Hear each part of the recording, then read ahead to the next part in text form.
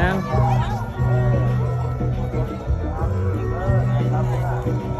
พามาเที่ยววัดผู้จำปาสัก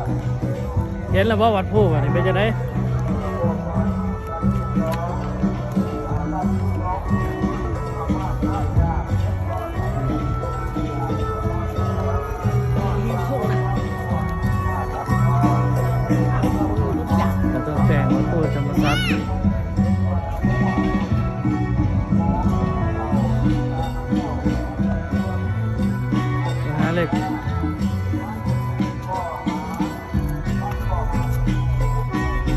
ตาสองเขาขึ้นวัดผู้บุกไทยบุกไทยครับเนี่ยนี่ถ้าคนได้สิบไว้กว่ากันเฮ้อไปตั้งใจปาตั้งใจพอดีเอาเพราะว่าพอดี15ครับบัดเล็กและ15ครับมึงนี่บ้านะไปเลยสแตนสายการสตาร์ท่าไอ้ปอยแม่เฮาสุขุมทุกคนก็มาหอดประทึงไปยาเสียลูกยาเสียผ่านมาพุทธพุทธบุญเรามาหับกับพุทธบุญจะกราบซีมาหอดวัดผู้เลยมาหอดวัดผู้เลยเดินไปพันพ่อขึ้นเซยหอดเซยของพญากุมารตลาดเก่าหรือสีเถาปูอยู่ไพ่เรียกว่าสีบอกไผ่โศกเก่าสีใหญ่มหาไส้พี่ประกองคำเรื่องโศกสีวันมาให้ถ้าเพิ่งความเจ็บไข้วัดไอทุกโศกปากไว้เป็นบ่ตอบบุญเก่ามากมายเลยดีได้นะรับแบบฉี่ก็ไม่ได้ใช่อาการพูดถอดเอากับมิ้นซ่าจะสิขึ้นนี่บ่จะขึ้นเรื่องบ่ใกล้ได้ลูกว้าอาซาทูปังหากระโปรงแบบนี้ในยืดก่อนหลวงพ่อทอดบุญมาจากศรีสุราษฎร์ได้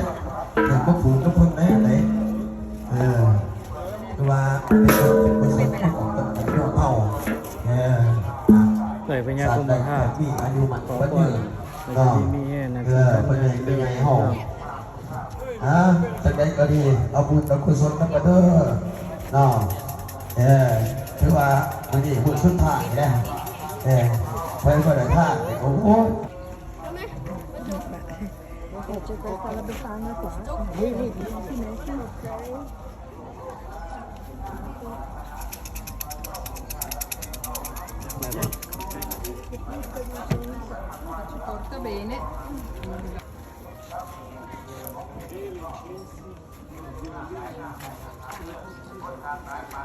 บุญกับครูบาเด้อออกไปผูกคอมัดแขนในพระเด้อครูบาเฮาลงผูกข้อทอดเฮาเด้อผูกคอมัดแขนได้กันหน่อย4 ลูกถึง3 ลูกผูกข้อทอดสันที่2เป็นสันที่2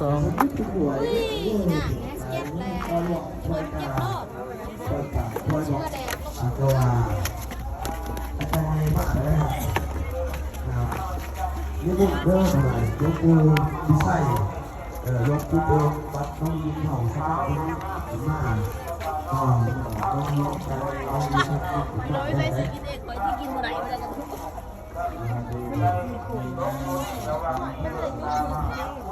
สันชุดท้ายไอ้เจ้าเป็นนามาดูเป็นจะไรสันชุดท้ายเป็นจะไรไว้อยู่บ่ไว้เหรอบ่เล่งสิบ่ได้ใส่ร่มบ่เอาเด็กใส่น้ำท้องนึง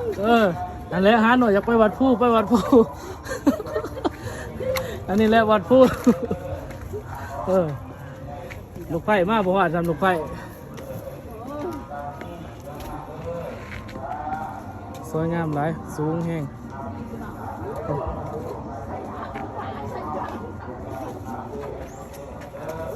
สูงเป็นสูง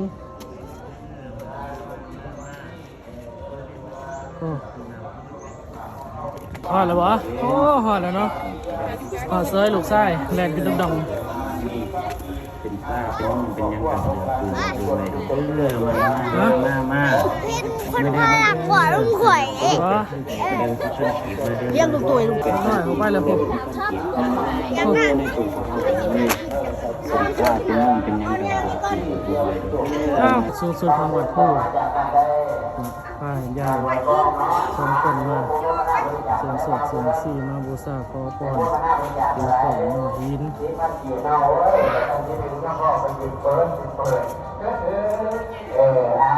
ครั้งนี้เรื่องราวเดิมเจ้าสิบาคณะหาเนี่ยแต่ที่ได้เรื่องราวเดิมในเพราะในเจ้าป่าคณะตั้งที่ดูสนองให้ดูยักษ์ยังไงตั้งที่นะแต่กระเพาะตามที่ต่อที่จะอยู่มาเกิดมาที่ออกมาสุดที่หลวงพ่อตาน้ำหมักป่าคณะเป็นแม่พระเจ้าคุณสัตว์ทั้งสองทั้งตัวเพื่อรู้ใช้ทำไปก็คือมหาบุญเป็นป่าคณะจริงๆโจ้จัดเป็นหาเรื่องราวเดิมป่าคณะหากันจะเกิดได้ตลอด มาเฮ็ด การดำรงชีวิตก็ปัจจุบันเจริญ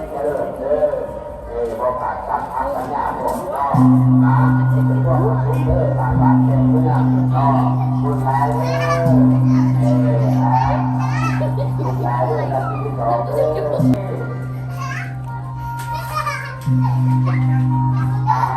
ขอเชิญพ่อขอเสด็จทั้งปีทั้งหลอดทั้งปากทั้งลูกทั้งหายทั้งหาทั้งเอาแล้วก็ปัจจุบันในส่วนที่นอกที่บ้านเพื่อนบรรยากาศคือนักเชื่อถือเรื่องน้อง